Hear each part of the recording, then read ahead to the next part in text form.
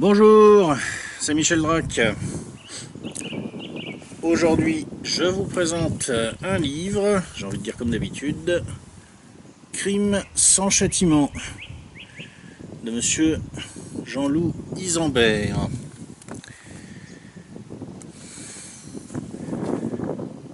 Alors comme vous le voyez, c'est l'été, je suis sur la terrasse, la vie est belle, on s'est fait une bonne bouffe avec les copains, tout va bien, zen, relax. J'ai jamais été aussi, comment dire, aussi cool de ma vie. Moi, je pense que les choses sont exactement là où elles doivent être, et moi je suis exactement là où je dois être au milieu des choses. Tout va bien, quoi. Tout va bien. Et on va se faire un bon bouquin. Donc la vie est belle. On va se faire un bon bouquin où on va rentrer dans le vif du sujet à propos de cette série de notes de lecture que je fais concernant le soi-disant État prétendument islamique, dont on va commencer à voir que c'est pas du tout un État et qu'il n'est pas du tout islamique en réalité. Disons qu'il ne l'est que très superficiellement. Parce qu'on va parler de la façon dont nos dirigeants, les dirigeants occidentaux, les gens qui soi-disant sont en charge de notre sécurité, instrumentalisent des organisations criminelles, situées en général ou dans la périphérie, ou pas trop loin de la périphérie de la mouvance des frères musulmans. Pourquoi faire ? Pour déstabiliser des pays étrangers, essentiellement des pays arabes. On ira plus loin ensuite avec d'autres notes de lecture. Là j'ai des poteaux qui arrivent. Vous voulez participer à la note de lecture, c'est ça les gars? On te regarde. Vous me regardez? On te regarder. Voilà, bon. On verra ensuite, on approfondira cette piste, cette thèse, dont je ne vous cacherai pas d'emblée que je considère qu'elle est la plus intéressante et de loin. Avec deux autres livres un petit peu dans la même veine. On verra Les dollars de la terreur de Richard Labévière et ou Terrorisme face cachée de la mondialisation. Peut-être on se fera les deux, je verrai.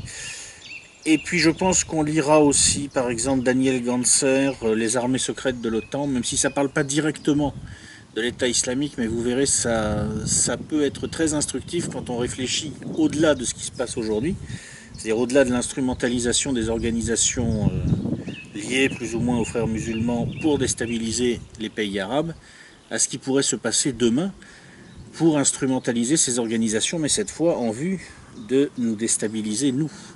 De déstabiliser en particulier la France. Voilà. Donc qu'est-ce qu'on trouve dans Crime sans châtiment pour commencer? Alors, Monsieur Isambert, c'est quelqu'un d'assez étonnant, parce que moi je m'étonne, je le dis franchement, que quelqu'un puisse dire autant de choses sans être diabolisé, sans être contesté, et surtout sans avoir un accident de la route. Ça m'étonne. Enfin, toujours est-il que depuis les années 90, il suit de près la mouvance islamiste, et il a observé un certain nombre de choses qui qui interpellent. Par exemple, il a constaté que pendant toutes les années 90, il y a eu des liens très forts entre une partie au moins des dirigeants du Front islamique du salut algérien et de l'Ennahda tunisienne. Et ces liens ont continué même après que l'Ennahda se soit rendu coupable d'attentats en France en 1986. Alors il faut revenir un peu sur le contexte de cette époque-là pour comprendre. En mars 1992, Alger dissout le Front islamique du salut. Une délégation officielle de ce parti débarque à ce moment-là en France pour nouer des contacts, disons. Et le 29 mars 1992, il y a un meeting du Front islamique du salut en France, à Antony, en banlieue parisienne.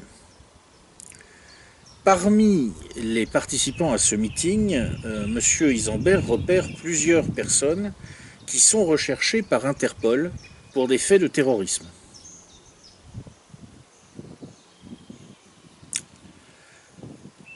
Tiens donc, alors ça veut dire que vous avez des gens qui sont recherchés par Interpol pour des faits de terrorisme et qui peuvent comme ça s'exhiber lors d'une réunion politique d'un parti dissous à l'étranger en France. Ça ne veut pas rien dire.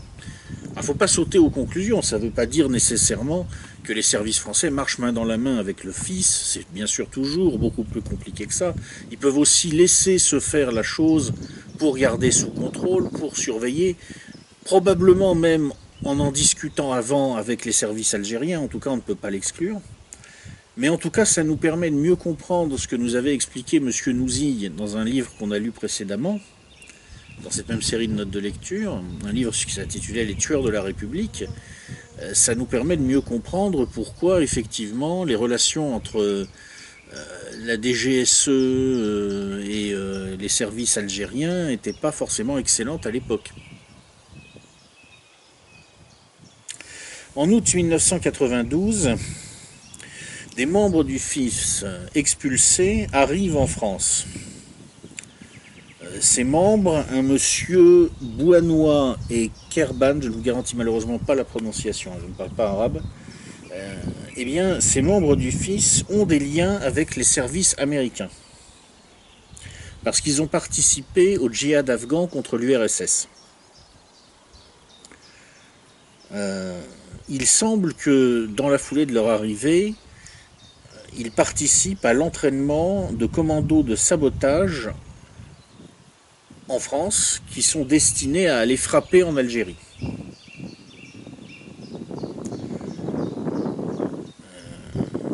Peut-être à ce moment-là sont-ils allés trop loin. En tout cas, il y a un raidissement apparent de la position de la France à l'égard des membres du Front islamique du salut dans la période qui suit. Vous voyez, on est toujours dans la zone grise finalement. Dans une note de lecture précédente, je parlais de tous ces musulmans qui sont dans la zone grise du soutien ou de la réprobation, ou du mélange de soutien et de réprobation à l'État islamique. Et je disais que je suis incapable de mesurer cette zone grise, mais on a un peu la même chose au niveau des services. Vous avez beaucoup de gens qui sont dans cette zone grise. Oui, les islamistes, on peut parfois les utiliser, on peut parfois les combattre, on peut même utiliser un islamiste sur un terrain et combattre le même islamiste sur un autre terrain. Vous voyez, c'est finalement le renseignement, c'est 50 nuances de gris, et même plus que 50 probablement. Bon. 50 nuances de zone grise. En 93-94, Monsieur Isambert nous parle repère d'un monsieur qu'il a repéré à ce moment-là, un monsieur Boubari. Alors, lui c'est un cadre d'ENADA, il est fiché Interpol et il a obtenu l'asile politique en France. Alors c'est un autre cas de figure, c'est-à-dire que là c'est officiel, on est dans un cadre officiel, normal, la personne a reçu l'asile politique en France, ça lui permet de gérer une petite entreprise. Alors à quoi servent ce genre de petites entreprises qui peuvent être gérées par des gens liés à des réseaux islamistes? La réponse, page 37 du livre de monsieur Isambert. Les sociétés informatiques, les petites imprimeries et les librairies sont utiles pour la fabrication de toutes sortes de documents, de faux papiers et de prosélytisme. Celles de l'immobilier et du bâtiment permettent de disposer de logements inoccupés pour les membres clandestins des réseaux de passage. L'import-export, activité généralement assez contrôlée puisque l'administration des douanes y est présente, offre une façade d'activité internationale légale avec les mouvements de fonds qui s'y rapportent et sur lesquels il est toujours possible de jouer.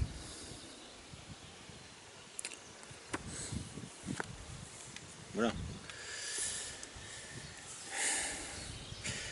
Alors comment se fait-il que la France, à ce moment-là, laisse un type qui est un membre du parti ENADA, qui est en train d'essayer de déclencher un coup d'État en Tunisie, comment se fait-il qu'elle le laisse monter une entreprise dont on se doute bien qu'elle ne va pas servir que à sa raison sociale officielle?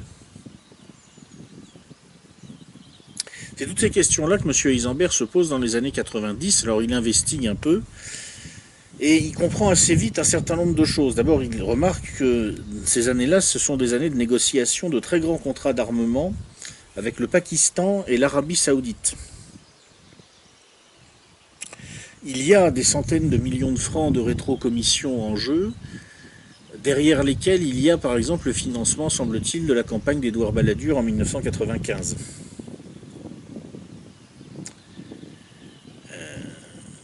Il y a aussi des commissions de l'autre côté, du côté pakistanais. Ces commissions, ça fait beaucoup d'argent noir, beaucoup d'argent qu'on, en tout cas, sinon noir, disons gris, et dont on ne sait pas très bien à quoi il va servir. Et il peut très bien servir, par exemple, et c'est souvent apparemment ce qui va se passer, servir à financer des groupes islamistes sunnites pour des opérations sous couverture. Donc c'est à ce moment-là qu'on commence à avoir des adossements entre une partie de la classe politique française et une partie des réseaux djihadistes internationaux. Et en fait, ça se fait via les centrales de renseignement. C'est tout un monde de donnant-donnant, de deals non officialisés, non officialisables, où les intérêts privés et les intérêts publics s'interpénètrent. Et au final, conclusion, la lutte contre le terrorisme est une tartufferie. Parce que, en réalité, quand on nous parle de la lutte contre le terrorisme, on fait comme si on luttait contre tout le terrorisme sur tout le terrain, mais évidemment, ça n'est pas vrai.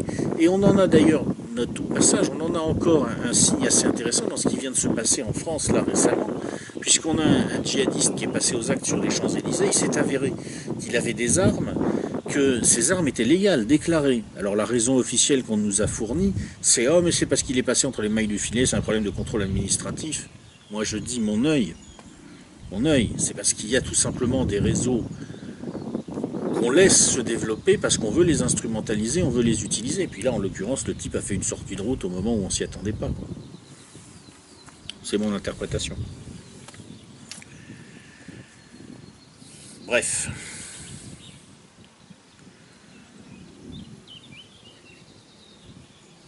Voilà ce que M. Heisenberg comprend dans les années 1990.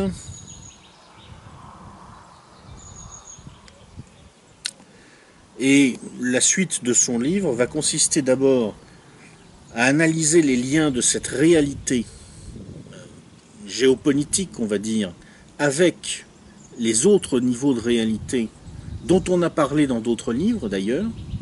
Par exemple, M. Heisenberg explique comment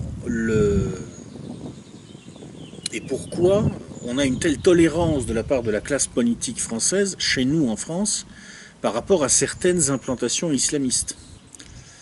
Et on comprend dans l'explication de Jean-Louis Heisenberg le pourquoi qui n'apparaissait pas dans le livre de M. Alexandre Mindel que j'ai chroniqué avant et qui s'appelait La France djihadiste.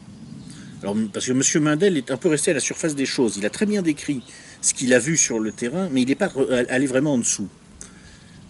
Et il a dit, voilà, vous voyez, on a une implantation de réseaux djihadistes en France, c'est extrêmement dangereux, c'est vrai que c'est extrêmement dangereux. On a implantation d'un islam wahhabite qui n'a pas grand-chose à voir avec l'islam traditionnel de la plupart de nos musulmans qui viennent d'Afrique du Nord, qui sont des sunnites malikites, et qui n'a d'ailleurs pas grand-chose à voir non plus même avec l'islam handbalite normal du Proche-Orient. Enfin, il a déjà un peu plus à voir, mais pas tant que ça. Et c'est très dangereux. Mais pourquoi? Alors, M. Mindel a vu la première explication qui saute aux yeux, c'est-à-dire le fait qu'une certaine classe politique, finalement, a passé des accords localement pour ses intérêts propres. Avec des maires, souvent de gauche, entre guillemets, qui étaient bien contents finalement de récupérer de l'électorat relativement captif, communautarisé. Bon, ça, M. Mindel l'a bien vu. Mais ce qu'il n'a pas vu, c'est ce qui est encore en dessous.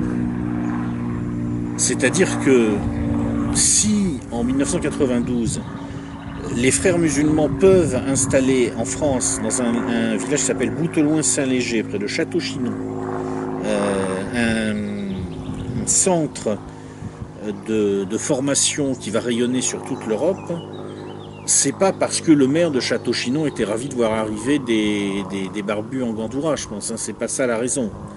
C'est parce que la Direction générale de la sécurité extérieure et d'autres services de l'État français, avec l'aval et peut-être poussés par certains politiques qui avaient aussi des intérêts qui leur étaient propres, a décidé à un certain moment que c'était bien d'avoir comme ça les frères musulmans à la maison. D'abord, ça permet de les contrôler, ça permet de les utiliser contre des adversaires géopolitiques, au lieu que ça soit ces adversaires géopolitiques qui les utilisent contre vous.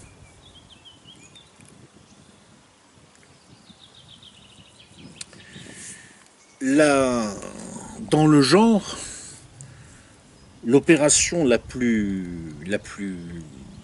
caractéristique et la plus connue, et en même temps la plus inconnue, vous allez voir pourquoi je dis ça, c'est la formation d'Al-Qaïda.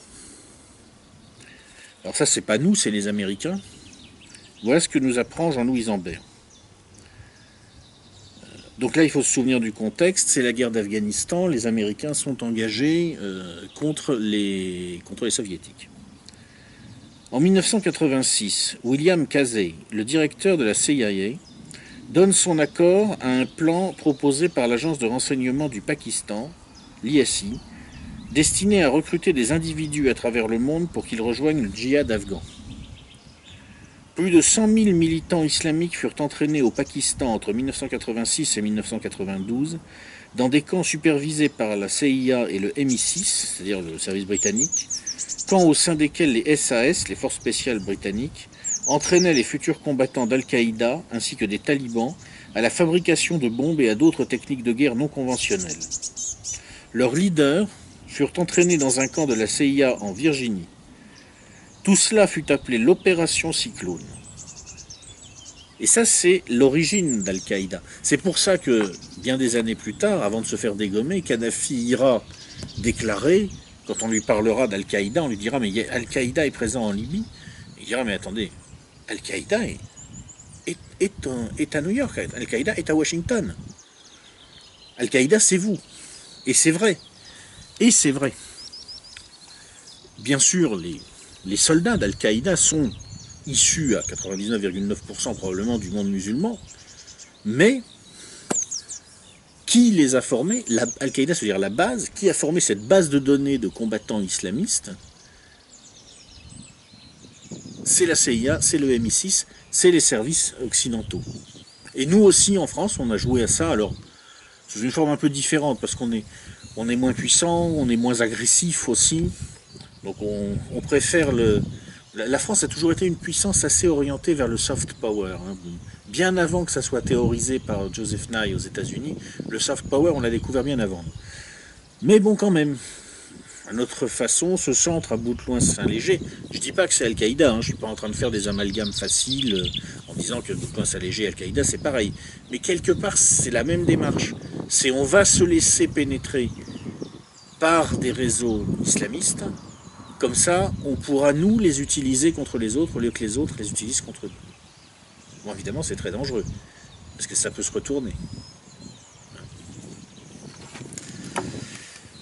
Alors chez nous, qui est-ce qui organise ça? C'est intéressant de voir ce qu'en dit M. Isambert quand même.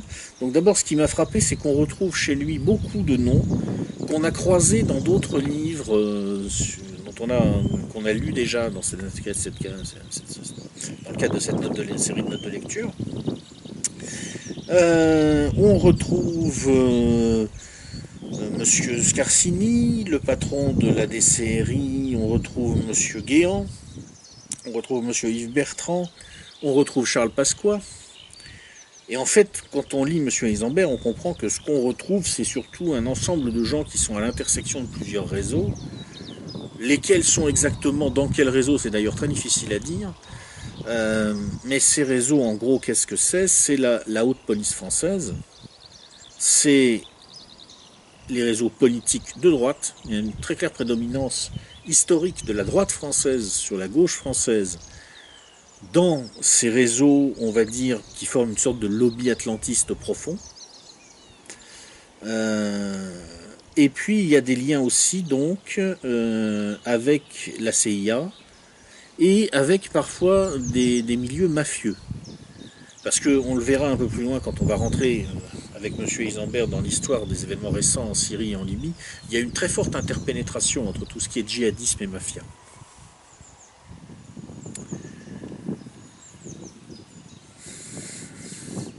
Au final, ça forme quoi? Ça forme une sorte de système autopiloté.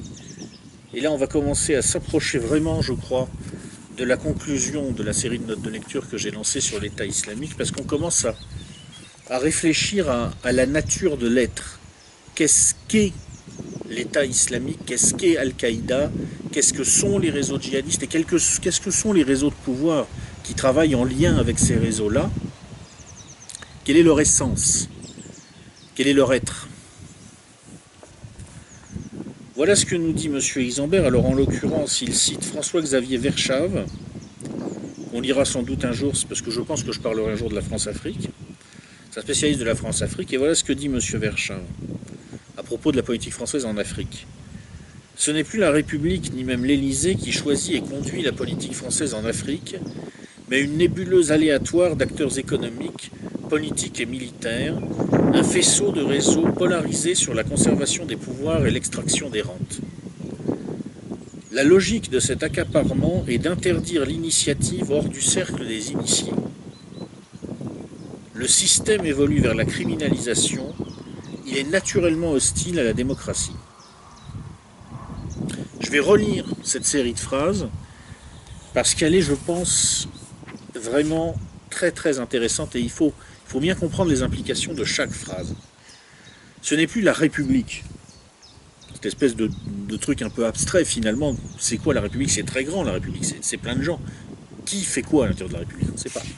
Ce n'est plus la République, ni même l'Élysée. C'est même pas le cœur du truc officiel. Non. Ce n'est plus la République, ni même l'Élysée, qui choisit et conduit la politique française en Afrique. Donc oubliez tout ce que vous croyez savoir sur la question de qui fait quoi, qui décide quoi en matière géopolitique. C'est plus compliqué que ça. Mais une nébuleuse aléatoire d'acteurs économiques, politiques et militaires. Une nébuleuse aléatoire, c'est-à-dire ça n'est pas fixe. À un instant T, ça peut fonctionner d'une certaine façon, à l'instant T plus 1, ça peut fonctionner d'une autre façon. Ça dépend des interactions entre les acteurs au sein d'une nébuleuse, dont les contours d'ailleurs ne sont eux-mêmes pas fixes. Il y a des acteurs qui y entrent et d'autres qui en sortent. Une nébuleuse aléatoire d'acteurs économiques, politiques et militaires, un faisceau de réseaux polarisés sur la conservation des pouvoirs et l'extraction des rentes. C'est-à-dire c'est un système qui s'auto-reproduit, qui se solidarise de facto, parce que finalement, entre parasites, entre prédateurs, on a toujours intérêt à s'entendre, parce que s'il y a un prédateur qui bouffe trop de proie, il n'y en aura plus pour les autres, et les prédateurs devront se bouffer entre eux, alors organisons-nous. Et quel est le but? C'est de continuer à extraire des rentes, c'est de continuer à financer le système. C'est-à-dire que le système s'organise pour préserver le financement, qui lui permet de s'organiser pour préserver le financement. C'est un être qui existe probablement en grande partie sans avoir besoin pour exister d'avoir à proprement parler un projet. On a toujours cette idée, quand on regarde quelque chose comme l'État islamique, ou Al-Qaïda, ou l'ensemble de ces forces qui sont instrumentalisées par des forces en amont, qui sont des forces géopolitiques. On a toujours l'idée que derrière tout ça, il y a une sorte de grand projet, peut-être pas. Il y a plein de projets, tout le monde a des projets. Il y en a des centaines, des milliers, autant qu'il y a d'acteurs probablement. Et ça peut se coaguler pour former quelques grands pôles qui s'unifient plus ou moins autour de certains grands projets. Mais il n'y a pas de grand projet unificateur, c'est pas nécessaire. Un système peut très bien fonctionner sans qu'il y ait à proprement parler un grand projet unificateur. Il peut même fonctionner sans qu'il y ait un acteur nécessairement plus central que les autres qui à long terme, puisse imposer son projet aux autres. On peut très bien imaginer une sorte de système de conditionnement circulaire où chaque acteur contrôle des acteurs, mais en étant lui-même contrôlé par d'autres, qui sont parfois ceux qui le contrôlent. Comme ça, ça tourne, si vous voulez. A contrôle B, qui contrôle C, qui contrôle D, qui contrôle E, qui contrôle F, qui contrôle A. Et le système se construit autour de cette boucle de rétrocontrôle. On peut très bien imaginer que ça fonctionne aussi comme ça. La logique de cet accaparement est d'interdire l'initiative hors du cercle des initiés. Et oui, c'est qu'une fois que cette nébuleuse, instable, mais quand même capable de se coaguler est formée, il va y avoir une sorte de règle tacite qui va être adoptée, c'est, bon, ceux qui en sont en tirent bénéfice, les autres, pas touche au gâteau. On connaît tous ça, ça existe à tous les niveaux de la société. Tout le monde sait que, par exemple, dans certaines entreprises, vous avez 3 ou 4 réseaux qui se partagent la direction des grandes entreprises. Vous avez des entreprises, par exemple, vous avez le réseau des polytechniciens, le réseau des énarques, un réseau politico-syndical, je sais pas moi, la CFDT, Parti Socialiste, et puis un réseau, on va dire, vaguement franc-maçon, bon, comme ça, le Front-Mac du Grand Orient, par exemple. Et ces 4 réseaux, je prends un exemple parmi d'autres, hein, dans d'autres entreprises ça sera différent, c'est une entreprise imaginaire là, où ça fonctionne comme ça. Eh bien ces 4 réseaux vont forcément passer des accords, souvent tacites, de répartition de territoire, dans des logiques claniques, et puis ceux qui seront dans aucun de ces 4 réseaux, on les expulsera, on dira non, toi tu rentres pas dans les postes à responsabilité, parce que ça c'est chasse gardée. On sait tous que ça existe, ce genre de choses. Hein. Ça existe dans les entreprises. Ça existe dans les petites villes. Vous avez des petites villes, encore aujourd'hui, où vous avez 2, 3 familles qui possèdent une grande partie de la ville, qui ont une influence prépondérante. Et si vous n'êtes pas membre, ou au moins membre par alliance, ou au moins sponsorisé par une de ces 2, 3 grandes familles, vous ne pouvez pas devenir maire du bled. C'est tout ce que ça existe. Ben, ça existe aussi au plus haut niveau, ça existe aussi en géopolitique. Et donc ça existe aussi au niveau des gens qui, en sous-main, dirigent le terrorisme international, qui en tout cas essayent de le conditionner et de l'instrumentaliser. Et M. Verschaff conclut à propos de la France-Afrique, le système évolue vers la criminalisation. Ça, on le constate de plus en plus nettement partout dans notre société, là aussi à tous les niveaux, ça se criminalise. Parce que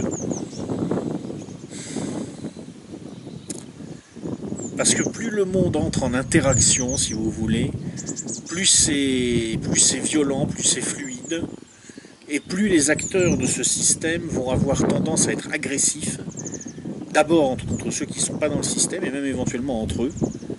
Donc ça va se criminaliser, ça va se durcir, ça devient de plus en plus opaque, parce que c'est de plus en plus complexe, et de plus en plus en interaction.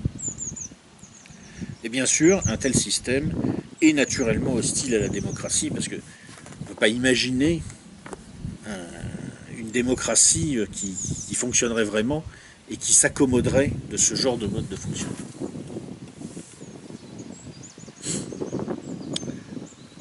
Là, on commence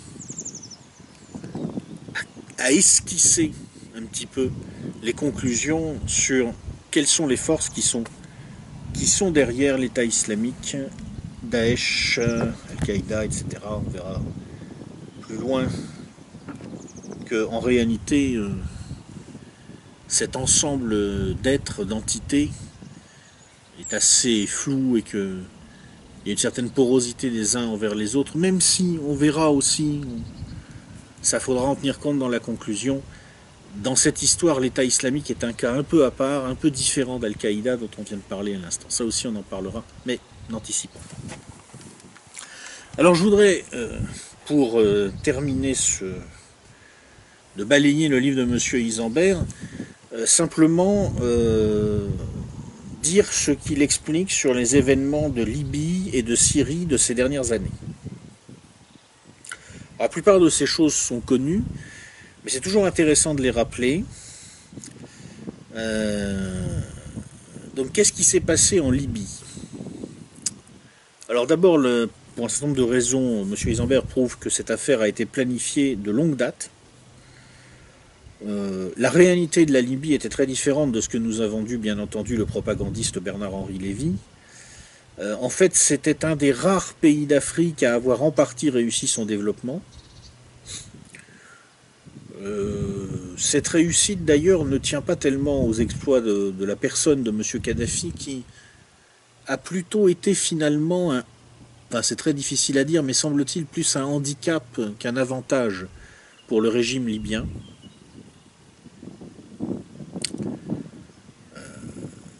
En fait, il est entré en conflit avec des forces authentiquement démocratiques qui émergèrent progressivement en Libye dans les années 70, 80, 90, au fur et à mesure en fait que le développement réussissait. C'est-à-dire que forcément une société qui se développe, c'est aussi une société qui va être plus compliquée à diriger de façon autoritaire, parce que une fois que les gens sont bien nourris, bien logés, et qu'ils commencent à être quand même bien éduqués, eh bien, ils vont être moins enclins à admirer leurs dirigeants. C'est un petit peu le problème de nos sociétés actuelles où, c'est vrai, du strict point de vue des dirigeants, d'un point de vue égoïste, ils n'ont pas forcément intérêt au développement de leur pays. Les gens ne leur seront pas vraiment reconnaissants, en fait, ils risquent plutôt de se retourner contre eux. C'est un peu l'histoire de Kadhafi. Et en fait, Kadhafi a un peu creusé sa propre tombe parce qu'il a essayé de passer des accords avec les fondamentalistes, souvent eux-mêmes en partie pilotés par les États-Unis. Il a cru en quelque sorte qu'il pourrait négocier avec ces gens-là plutôt que d'avoir à négocier avec les forces authentiquement démocratiques de la société libyenne qui existaient.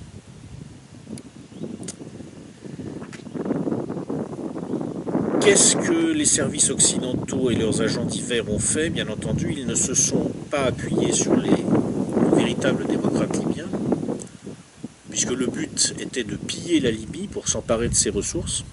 C'est certainement pas s'appuyer sur les vrais démocrates libyens. Ils se sont appuyés sur les réseaux pilotés en grande partie par les frères musulmans.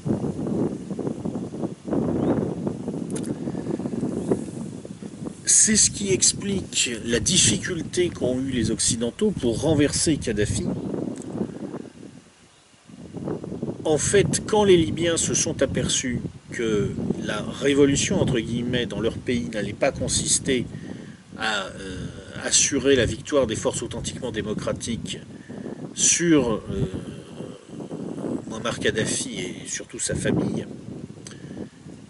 eh bien, ils se sont quand même rangés derrière Kadhafi et son fils Saïf al-Islam, parce que, si j'ose dire, ils étaient quand même moins spires que les djihadistes financés par l'étranger. C'est en tout cas le schéma qui a prédominé dans la partie de la Libye qui, pour des raisons ethniques, était bien rangée derrière le régime Kadhafi, c'est-à-dire plutôt l'ouest du pays.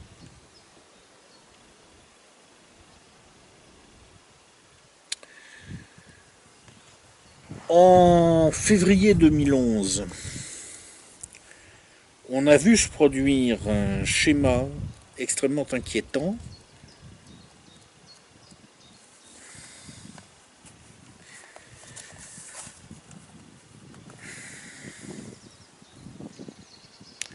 Il y a une théorisation de la façon de renverser des régimes qui a été effectuée par des membres du réseau des frères musulmans dans les années 90, et ce sont des membres des réseaux des frères musulmans qui sont liés en particulier au fils et à Ennahda.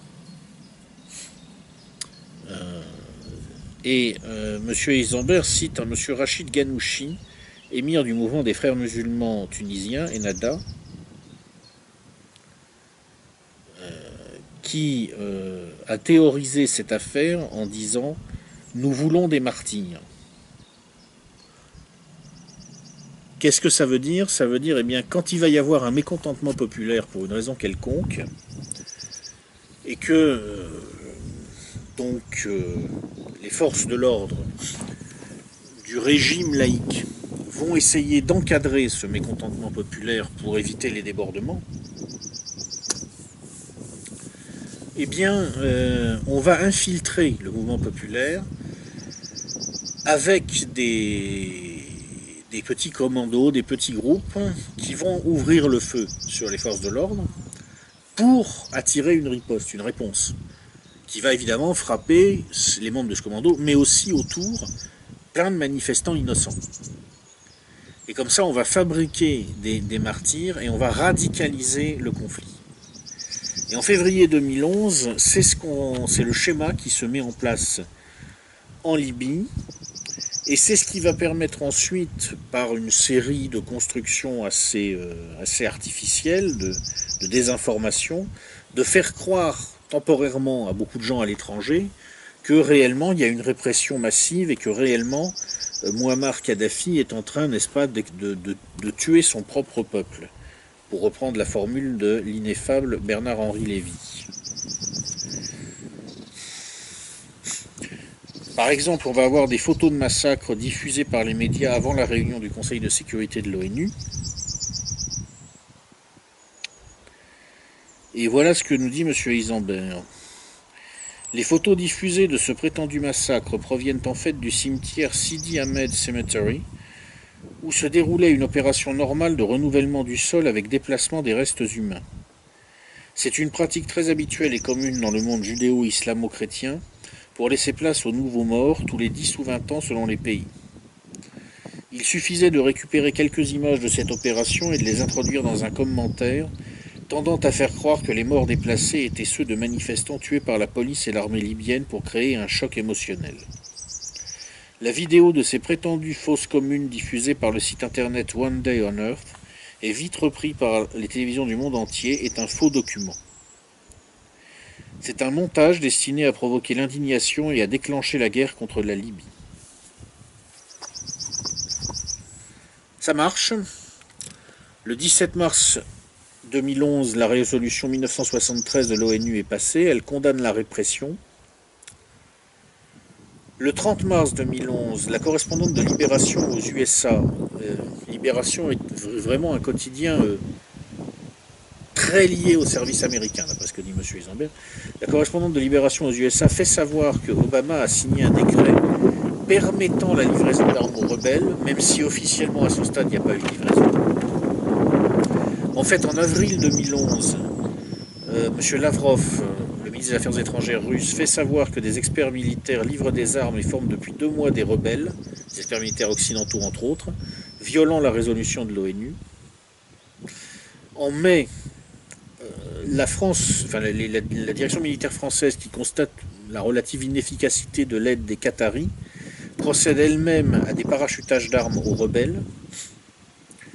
Il y a des engagements français ponctuels sur le terrain. Nous travaillons main dans la main à ce moment-là, nous étant les services français, avec des gens particulièrement intéressants. On peut parler par exemple d'un monsieur Abdelhakim Belhadj. C'est un arabe afghan, c'est-à-dire quelqu'un qui a combattu en Afghanistan. C'est l'un des fondateurs du groupe islamique combattant libyen, le GICL. Une belle bande de boys particulièrement sympathique. Connu dans les fichiers de la CIA sous le nom d'Abou Abdallah al-Sadek, né en Libye en 1966, lié à la nébuleuse Al-Qaïda, c'est un homme cultivé puisqu'en dehors du maniement des armes et des explosifs, il semble partager son temps entre la lecture du Coran et le manuel de guerre subversive de la CIA.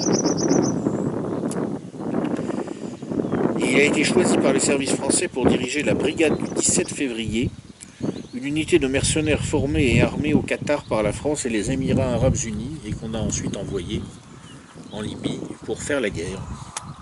C'est un acte d'agression caractérisé, totalement en dehors de la résolution de l'ONU qui n'avait rien à voir avec ça, bien sûr. Nous avons donc travaillé avec des alliés sur le terrain qui ont été plus ou moins regroupés en façade dans ce qu'on a appelé un Conseil national de transition, formé avec des exilés recrutés en Occident plutôt venant de l'Est de la Libye. Donc tout cela regroupait le Front National pour la sauvegarde de la Libye, dont le siège est en Arabie Saoudite, une grande démocratie avec laquelle nous avons défendu la démocratie en Libye, n'est-ce pas? Le Comité libyen pour la défense de la démocratie et des droits de l'homme, qui siège à Londres et Washington, et l'Union des monarchistes, une émanation de la Confédération des Sénoussis. Alors les Sénoussis, c'est une confrérie, on va dire à fond tribal, plutôt de l'Est de la Libye, qui a eu son heure de gloire au XXe siècle quand elle a résisté avec une remarquable efficacité d'ailleurs au colonialisme italien. Son siège est aujourd'hui au Caire et c'est sa participation au Conseil national de transition qui explique en partie l'appui logistique égyptien aux rebelles. Les frères musulmans égyptiens étant très heureux d'aider leurs coreligionnaires libyens. Et nous avons plus sur le terrain le groupe islamique combattant libyen dont on a vu avec quel genre de personnes il a été formé. Alors il a la particularité d'avoir été placé par les USA et l'Angleterre sur la liste des organisations terroristes, ce qui est logique, hein, n'est-ce pas, vu le profil d'un monsieur comme M. Belhadj. Et pourtant il a été financé massivement par les États-Unis et l'Union européenne, qui s'est invitée dans l'histoire. Voilà, c'est l'Union européenne qui a payé. Sachant que c'est un groupe dont l'objectif officiel est de faire de la Libye le laboratoire d'un État islamique en Afrique du Nord. Alors c'est quand même intéressant de voir qu'on nous explique que nos dirigeants luttent contre l'État islamique, n'est-ce pas? Mais on a financé des gens dont l'objectif est en fait de faire un laboratoire de l'État islamique en Afrique du Nord. C'est quand même intéressant ça aussi. Voilà, et M. Isambert se fait un petit plaisir puisque il nous rappelle que le 12 juillet 2011, le Parlement français a finalement été consulté, puisque toute cette affaire-là a été conduite sans consultation du Parlement. Bon, c'est pas grave, hein, au point où on en est. Mais quand même, en juillet, on a demandé aux parlementaires français s'ils étaient d'accord pour qu'on continue, parce que ça, tout simplement, ça commençait à coûter cher, quoi. Il allait falloir donner des crédits supplémentaires pour financer tout ça. Et M. Isambert nous rappelle qui a voté quoi. Alors on va faire la liste, hein, ça va être vite vu. Donc groupe UMP pour 302, contre 1, M. Jean Bardet. Je ne sais pas pourquoi, c'est peut-être le juste qui a été désigné pour essayer d'éviter la foudre céleste, je ne sais pas. Voilà. Groupe socialiste pour 154, contre 1, Henri Emmanuelli. Il avait probablement d'autres soucis déjà à ce moment-là, donc il faisait attention.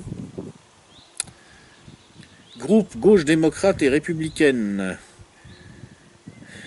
Alors, on peut remarquer que les communistes ont voté contre. On peut dire ce qu'on veut des communistes, on peut se foutre de la gueule du PCF, mais eux, ils ont voté contre. Ah.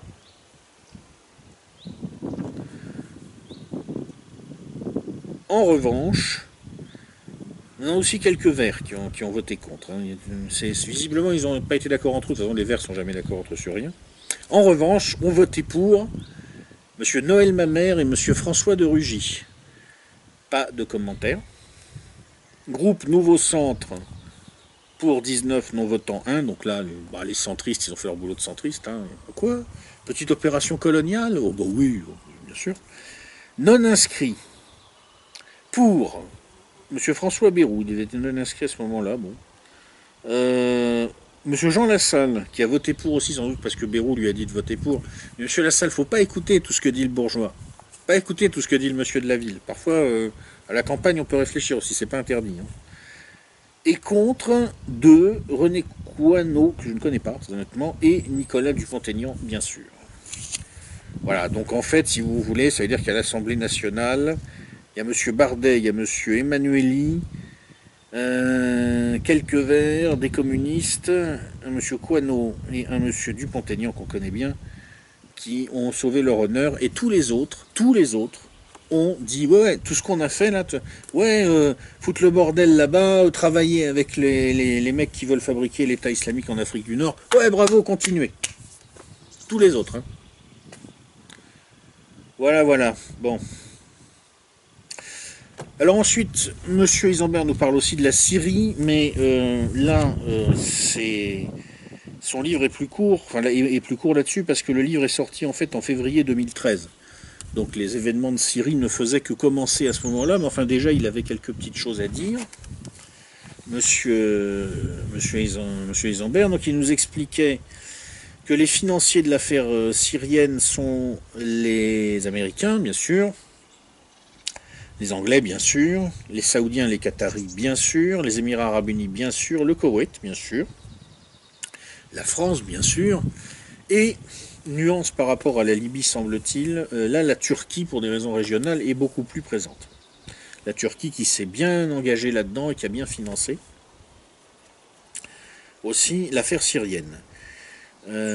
L'opposition est constituée alors au niveau de celle qui nous est présentée à l'époque, aux motions écrit M. Isambert, comme l'opposition principale. En fait, c'est des organisations basées hors de la République arabe syrienne. L'Arab Reform Initiative, le Conseil national syrien, l'Armée syrienne libre, le Centre syrien d'études politiques et stratégiques, le Mouvement pour la justice et le développement, etc., etc.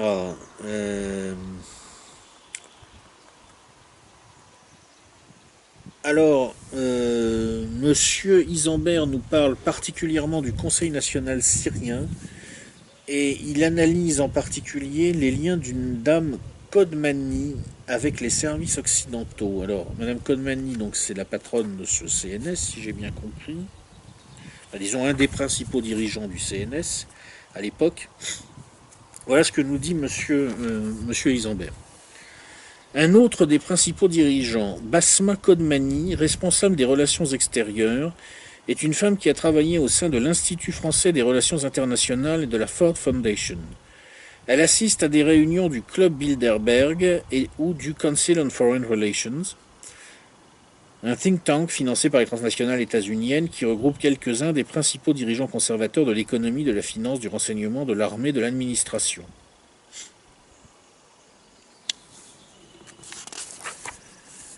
Et alors cette dame a une sœur qui s'appelle Ala Kodmani. Et cette dame est, à l'époque où le livre de M. Isambert sort, en tout cas, en charge des questions syriennes au sein du quotidien Libération. C'est ce qui vous explique, je crois, le caractère totalement hystérique et finalement, même à la fin, je crois, contre-productif de la grande presse française dans ses histoires néocoloniales. En fait, ce qui doit se passer, à mon avis, c'est que vous avez des gens qui ont été implantés à l'intérieur de ces organes de presse pour verrouiller l'information sur ces questions-là.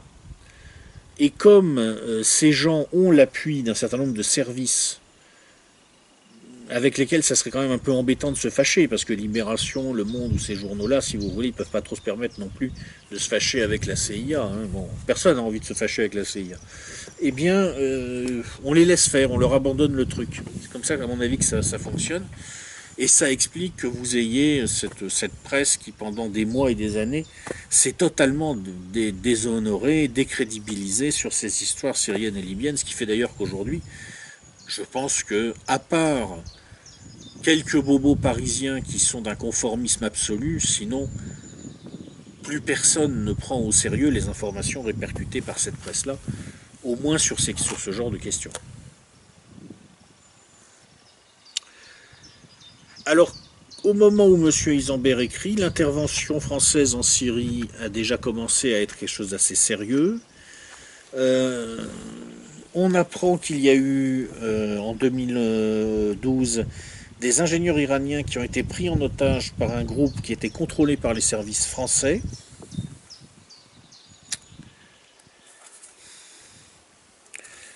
On apprend que, je cite, lors de la prise du bastion insurgé dans le quartier de Bab Amon à Homs, l'armée syrienne a fait plus de 1500 prisonniers, dont une majorité d'étrangers. Parmi ceux-ci, une douzaine de Français ont requis le statut de prisonniers de guerre en déclinant leur identité, leur grade et leur unité d'affectation. L'un d'entre eux est colonel du service de transmission de la DGSE. En armant la légion wahhabite et en lui fournissant des renseignements satellitaires,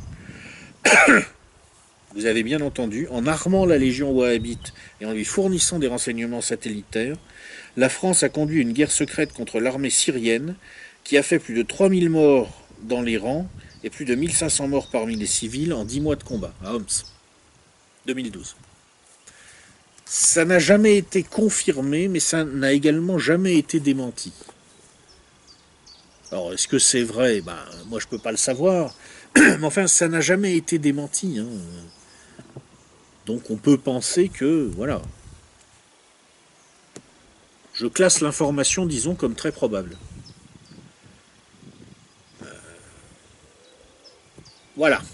Voilà ce que l'on apprend avec M. Isambert sur les relations entre les dirigeants occidentaux, les centrales de renseignement occidentales et les réseaux djihadistes. Alors on s'est un peu éloigné évidemment de l'État islamique, là on a plus parlé des réseaux djihadistes au sens large, mais ne nous faisons pas d'illusions, étant donné la porosité entre les différentes organisations djihadistes, il est clair que si la DGSE a formé, armé, encadré des types liés à Al-Qaïda, une bonne partie d'entre eux a pu individuellement ou avec leur katiba se rallier ensuite à l'État islamique. Donc si vous voulez savoir à qui il faut demander des comptes de ce qui s'est passé en France en 2015, et en particulier à Paris le 13 novembre, eh bien, il faut peut-être vous intéresser à vos propres dirigeants, les gars. C'est un petit peu quand même la conclusion de cette affaire à ce stade.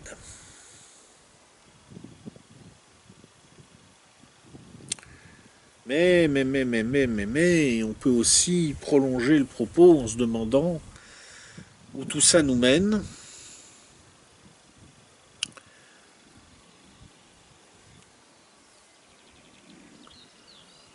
Vous vous souvenez de M. Mindel et de ce qu'il disait sur l'existence d'un manuel du djihadiste en Occident qui prônait une certaine façon de déstabiliser la société française un jour pour la faire basculer dans la guerre civile.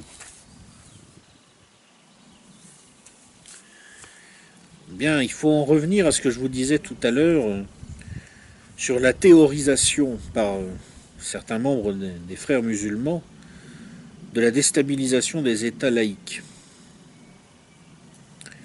Voici un plan conçu pour une première tentative de coup d'État ratée en novembre 87 et repris et développé en prévision d'un second putsch tenté en mai 91. Le plan s'organise en 5 phases. Il devait être déployé en Tunisie. La première phase consistait en distribution de tracts hostiles et en inscription de graffitis sur les murs.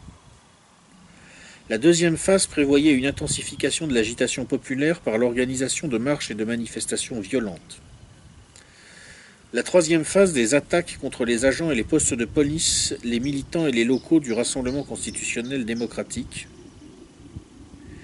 Attentats criminels. La quatrième phase visait à semer le désordre à l'université et dans les établissements secondaires, organiser des manifestations, occupation de lieux aux fins d'amener les autorités à charger la foule ou à conduire les manifestants à la prison. La cinquième phase comprenait une étape civile et une étape militaire. L'étape civile consiste, pour les responsables de l'agitation et des désordres dans le secteur civil, à inciter les gens à la désobéissance civile, à organiser des opérations de commando et à lancer des commandos suicides dans des grandes opérations contre des objectifs importants. Ça, c'est l'étape civile. Hein. Les commandos suicides, c'est l'étape civile, d'accord. L'étape militaire a exploité le recours du pouvoir à l'armée pour mettre un terme au désordre ainsi provoqué, dans le but de permettre aux militaires infiltrés dans les forces armées d'intervenir militairement en prenant le contrôle des centres névralgiques et de s'emparer du pouvoir. C'est-à-dire, je répète bien, on va créer un gigantesque bordel, et ça permettra à certains militaires qui sont en fait d'accord secrètement avec les rebelles de prendre appui sur le recours du pouvoir à l'armée pour prendre le pouvoir à leur tour.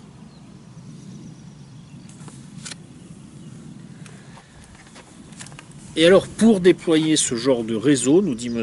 Isambert,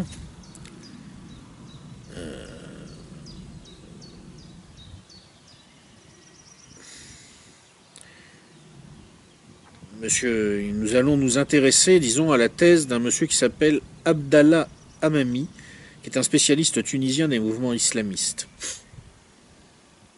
Voici ce qu'il dit sur la façon dont s'organisent ces réseaux. Ennahda a une grande habitude de la clandestinité. L'organisation structurelle d'Ennahda est un peu à l'image d'un grand immeuble souterrain de plusieurs étages, avec une partie supérieure apparente, tandis que les étages inférieurs, qui doivent rester secrets, sont habités par les hommes qui infiltrent l'appareil d'État, opèrent d'une manière ou d'une autre sur les plans policiers, militaires, des douanes, du renseignement, des actions commando. La question que je me pose forcément à ce stade de la réflexion, c'est, on a vu avec M. Mindel qu'il y a tout un immeuble qui apparaît en France, un immeuble lié à ces réseaux qui existe maintenant en France. Et on a vu avec M. Mindel ce qui est au-dessus du sol, et puis on a vu la cave, le premier étage, si j'ose dire, le premier niveau de la cave. Mais on n'a pas été regarder en dessous. Qu'est-ce qu'il y a en dessous? Quelle est la profondeur de l'immeuble enterré en dessous? Ça, c'est la question que je me pose. Voilà. Voilà, donc en résumé, on vient de lire, à mon avis, le meilleur des livres qu'on va lire dans cette série de notes de lecture sur la question de l'État islamique. Alors ça ne parle pas que de l'État islamique, encore une fois, mais dans le cas de cette note de lecture, c'est vraiment excellent. Jean-Louis Zambert, Crime sans châtiment. Si vous ne devez lire, à mon avis, qu'un seul livre, c'est celui-là. Cela dit, je vous disais que moi je lis tout, je m'intéresse à tout. Donc on va aussi parler d'une autre façon d'aborder la question, qui est la question de l'existence éventuellement disons, d'une conspiration, au sens d'une inspiration partagée. La question de savoir si, au-delà de l'action des réseaux, au-delà de ce monde formé par l'interaction des acteurs agissant en fonction de leurs intérêts, il existe des forces plus profondes à caractère spirituel. J'avais lu un livre de Jean-Michel Vernochet et j'avais dit en substance, bon, je ne dis pas que tout ça est faux, je dis simplement que on voudrait en savoir plus, et puis ça me semble que ça manque un peu de méthode. Monsieur Vernochet avait réagi et il m'avait conseillé de lire un autre de ses livres que je vais vous présenter dans quelques jours. Jean-Michel Vernochet, Les Égarés. Le wahhabisme est-il un contre-islam? Donc là, c'est encore un autre aspect de la question, tout à fait, une autre façon d'aborder la question, sous un angle assez différent de celui de M. Isambert, mais vous allez voir, c'est intéressant aussi, effectivement. Mais d'abord, pour la prochaine note de lecture, on va quand même arrêter de parler à un moment de ces histoires d'Al-Qaïda, d'État islamique, etc., parce que j'ai une autre série de notes de lecture en cours. C'est pas l'ouverture de la chasse, là, qu'est-ce que... Bon, je sais pas. Une autre série de notes de lecture en cours. Ah, c'est des coups de feu.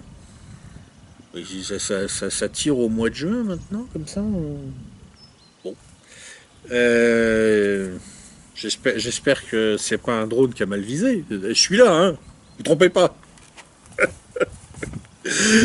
Bon, on va quand même lire un autre bouquin dans une autre série de notes de lecture, qui est une série de notes de lecture sur le racisme anti-blanc. Alors c'est pas un livre qui est par une raciste anti-blanc, parce qu'on peut pas dire que Madame Boutelja, puisque c'est d'elle qu'il s'agit, est une raciste anti-blanc. J'ai lu son livre, on peut pas dire que c'est du racisme anti-blanc, mais effectivement, je dirais que c'est une position très idéologisée, qui est dangereuse parce que à partir de cette position-là, on peut très facilement glisser vers un véritable racisme anti-blanc. Donc on va s'y intéresser avec un livre qui s'intitule « Les Blancs, les Juifs et nous, vers une politique de l'amour révolutionnaire », un bouquin qui a été écrit par une dame qui s'appelle donc Ouria Boutelja, qui est bien connue pour être une indigène de la République. Car c'est pas le tout de parler du point de vue des Blancs à propos du racisme anti-blanc, mais forcément, il faut s'intéresser aussi au point de vue des non-blancs, même si... enfin bon, j'en dis pas plus. Voilà. Il fait toujours aussi bon, c'est toujours l'été, tout va bien. Le sauterne était excellent. Et sauf erreur de ma part, j'ai toujours raison. À bientôt.